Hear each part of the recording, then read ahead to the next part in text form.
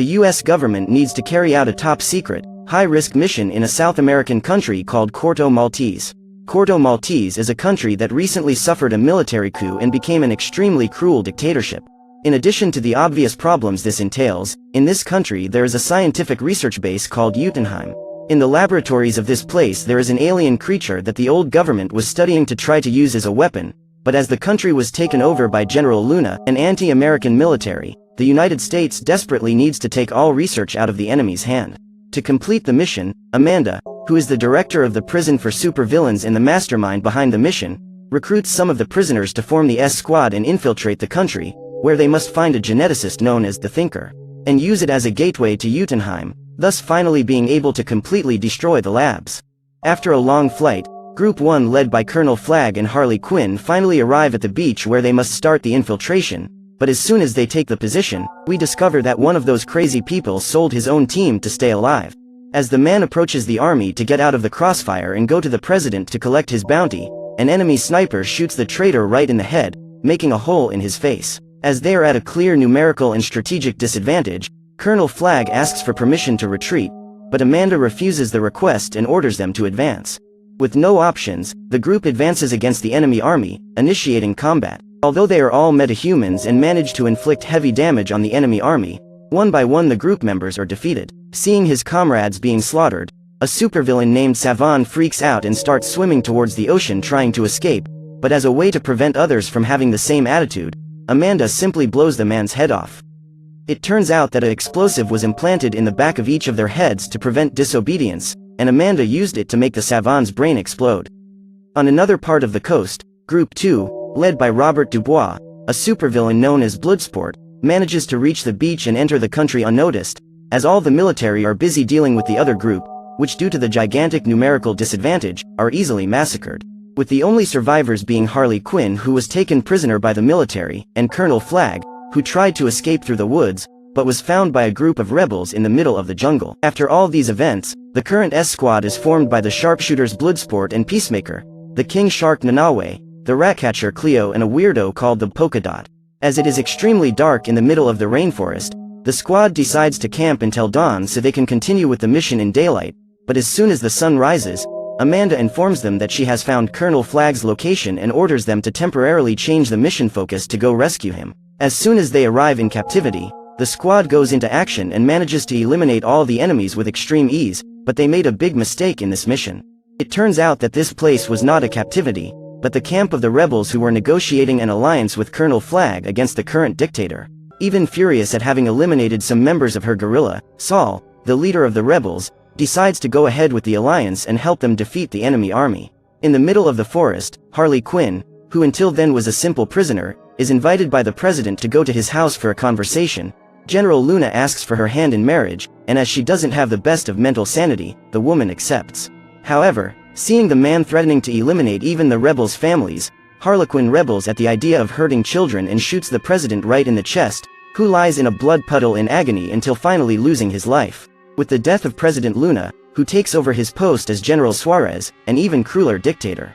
As a first measure, he orders them to arrest Harley Quinn so that he can interrogate her, but even though she suffers several attacks with a stun gun and many blows that make her faint, she does not surrender her companions. Still inside the woods, Saul and the rest of the squad walk until they find Milton, an informant of Saul, but when they reach him, the man is wanted by the dictator's army and would be killed if the Bloodsport and the rest of the group didn't reach him in time to save him.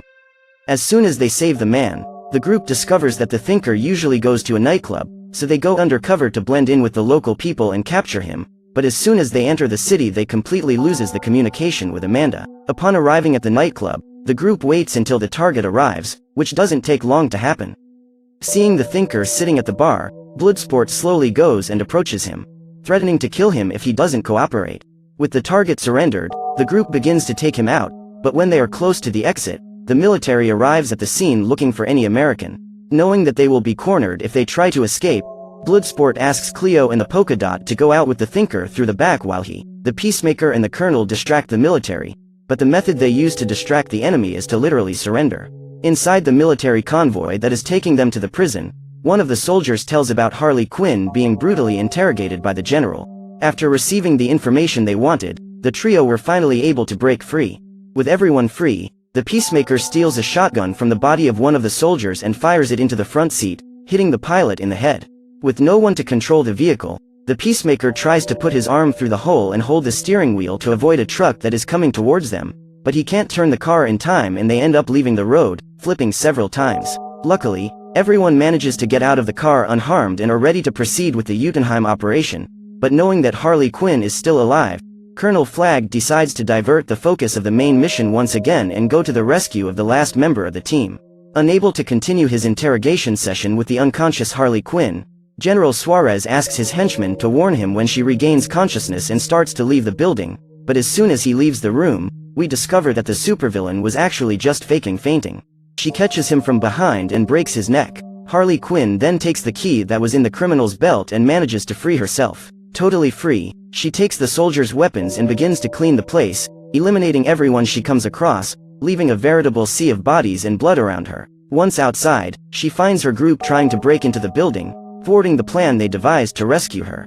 Now with the entire squad assembled, they approach Jotunheim and begin to map out the strategy, which is actually quite simple. They start by ordering the mice controlled by Cleo to gnaw through the security camera wires, and with that done, the Thinker starts driving a bus where the entire squad is hiding to Jotunheim.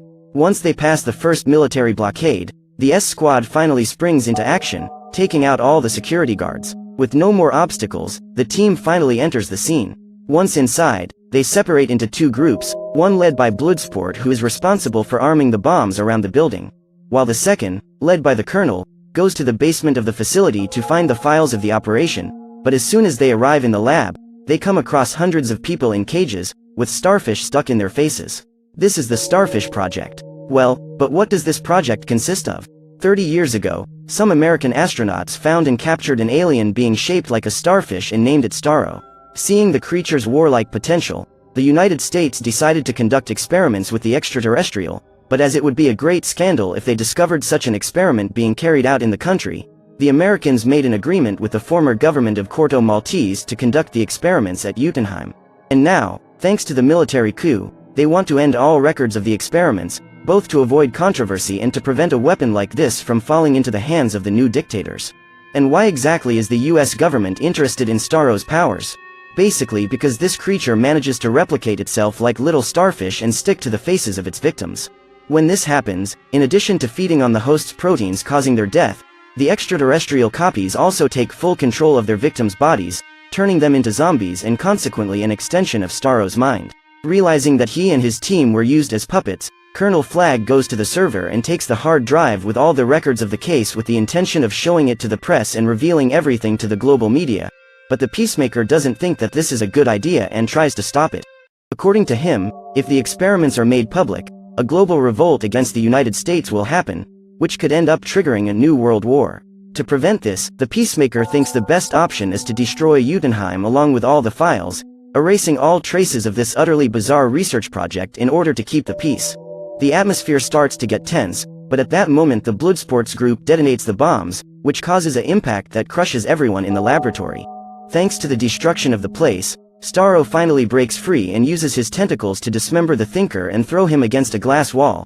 After some time unconscious, Flagg and the Peacemaker finally regain their consciousness and start a very violent fight for possession of the hard drive. Thanks to his military training, the Colonel manages to do better in the fight, but when he is about to eliminate the Peacemaker, the supervillain manages to grab a piece of tile from the floor and stick it in Flagg's chest, piercing his heart, not giving the slightest chance to survive. Seeing what the Peacemaker has done, Cleo grabs the hard drive and starts to run away, but is cornered quite easily, and just as she's about to be eliminated, we're taken 8 minutes back in time to follow the progress of Group 2. While they are setting the bombs, the Bloodsport who is on watch sees the reinforcements coming through the window, and knowing that it is only a matter of time before the extra troops can invade the place, they decide to hurry, but because of that they end up being careless and are found by a couple of soldiers who start shooting at them. Everyone manages to protect themselves, with the exception of Milton, who ends up losing his life. Fighting back, the Polka Dot fires hundreds of red-hot plastic circles at the military, making their bodies melt like butter. But he doesn't even have time to relax. A few more soldiers find them and once again start shooting. By reflex, Polka throws his plastic discs at enemies. But to their misfortune, one of the projectiles touches the bag of explosives Milton was carrying and blows up the entire floor. With the impact, The acrylic of an aquarium that was in the building ends up breaking, causing a great flood through the premises and releasing some carnivorous creatures that begin to attack Nanaue.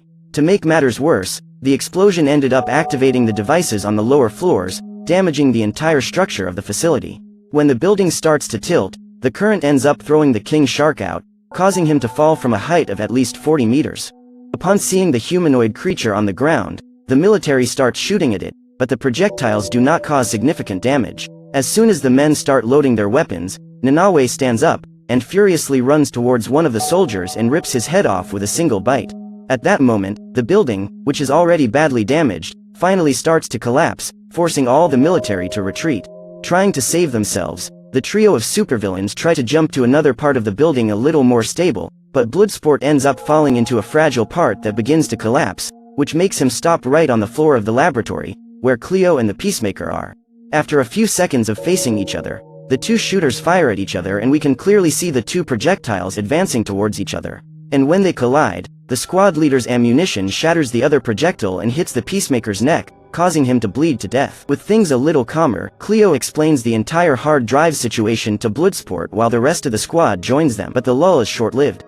After all the demolition, Starro finally manages to free himself and resolves to take action.